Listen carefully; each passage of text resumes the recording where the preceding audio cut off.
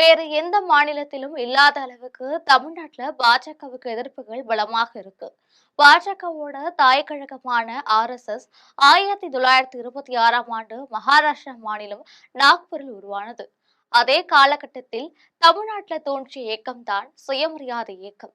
தமிழ்நாட்டுல சாதி வர்ணாசிரம ஒடுக்குமுறைகள் மிக அதிக அளவில் அந்த காலத்தில் இருந்ததால் மக்களை அதிலிருந்து விடுவிக்க RSS இந்து மகா சபா போன்ற அமைப்புகள் வளர்ச்சியை தடுக்க வேண்டிய நிலை இருந்தது. அதற்காக தந்தை பெரியார் மகாராஷ்டிராவில் பூலே அம்பேத்கர் உள்ளிட்ட பல தலைவர்கள் சீர்திருத்த அமைப்புகளை தொடங்கினார்கள். அதில் ஒன்றுதான் சுயமரியாதை இயக்கம். இந்த இயக்கம்தான் 1943ஆம் ஆண்டில் திராவிட கழகமான பரிணாம வளர்ச்சி பெற்றது. ஆக சுமார் 100 வருஷமாக இந்துத்துவா மத அடிப்படைவாத கட்சிகளுக்கு தமிழ்நாட்டில் இடமே அளிக்காமல் திராவிட இயக்க கட்சிகள் ஆளுமை செலுத்தி வருகின்றன. 2014ஆம் ஆண்டு மோடி தலைமையிலான மத்திய பாஜக ஆட்சிக்கு வந்த பிறகு வட மாநிலங்களில் சட்டப்பேரவை தேர்தல்களில் பாஜக வென்று ஆட்சி அமைத்து வருகிறது. ஆனால் தென்னிந்திய மாநிலங்களில் கர்நாடகத்தில் மட்டுமே பாஜகவால் ஆட்சிக்கு வர முடிந்தது.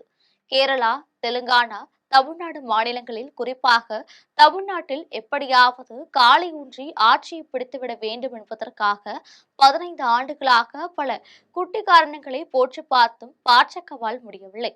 இந்த மாதம் 23ஆம் தேதி தமிழகத்தில் சட்டமன்ற தேர்தல் வாக்குப்பதிவு நடைபெற உள்ளது. இந்த தேர்தலில் அதிமுக தலைமையிலான தேசிய முற்போக்கு கூட்டணியில் இருக்கும் பாஜக 27 தொகுதிகளில் போட்டியிடுகிறது. தேர்தலுக்கு இன்னும் 11 நாட்களே இருப்பதால் தேர்தல் பிரச்சாரம் சூடுபிடித்து வருகிறது.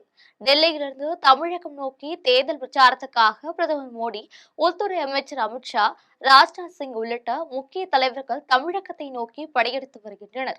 இதே மாதிரி தமிழக பாஜக தலைவர்களான அண்ணாமலை, தமிழிசை சவுந்தரராஜன், வானதி சீனிவாசன் போன்றவர்கள் தேர்தலில் டபுள் டிஜிட்டலில் வெல்ல வேண்டும் என்பதற்காக தீவிரமாக களமாடி வருகின்றனர்.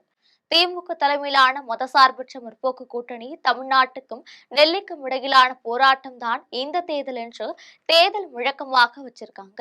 அதே மாதிரி எந்த வகையிலும் பாஜக தமிழகத்தில் புகுந்துவிடக் கூடாது என்பதற்காக ஜீரோ பிஜேபி இயக்கம் என்ற அமைப்பு தமிழகத்தில் தொடங்கப்பட்டிருக்கு.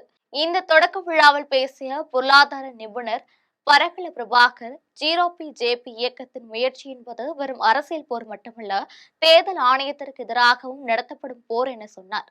இது தொடர்பாக சென்னையில் செய்தியாளரிடம் பேசிய பரகல பிரபாகர், ஜீரோ பிஜேபி என்கிற இந்த முன்முயற்சி மிகவும் முக்கியமானது.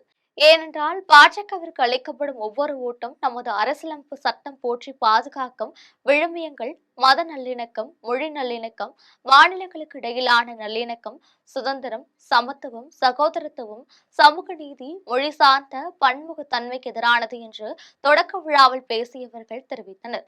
நாம் என்ன சாப்பிட வேண்டும், நாம் என்ன உடை உடுத்த வேண்டும், நாம் எந்த மொழியில் பேச வேண்டும் என்பதை நம்மிடம் திணிக்கும் கட்சிதான் பாஜக என்றார். மத்தியில் ஆட்சி செய்து வரும் பாஜக மாநிலங்களுக்கான நிதியையும் நீதியையும் தரும் கூட்டாட்சி தத்துவத்திற்கு விழும் மரண அடி என்று பரகல பிரபாகர் விமர்சனம் செய்தார். தொடர்ந்து பேசிய பரகல பிரபாகர், தமிழக மக்கள் பாஜகவை மட்டும் எதிர்த்து போராடப் போவதில்லை, அவர்கள் இந்திய தேர்தல் ஆணையம் உள்ளிட்ட மத்திய அரசின் அனைத்து கண்காணிப்பு அமைப்புகளின் கூட்டு வலிமையும் எதிர்த்து போராட்டங்களை தயார்படுத்திக் கொள்ள வேண்டும் என்று தெரிவித்தார்.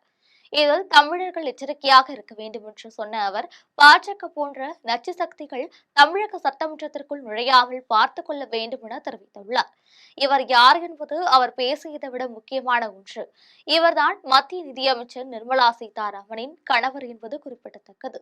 ஜீரோ பிஜேபி இயக்கம் தமிழ்நாட்டில் ஏற்படுத்தும் மாற்றம் என்ன என்பதை அதன் செயல்பாடுகளை வைத்து மக்கள் அந்த அமைப்புகளுக்கு தரும் ஆதரவை பொறுத்தே சொல்ல முடியும்.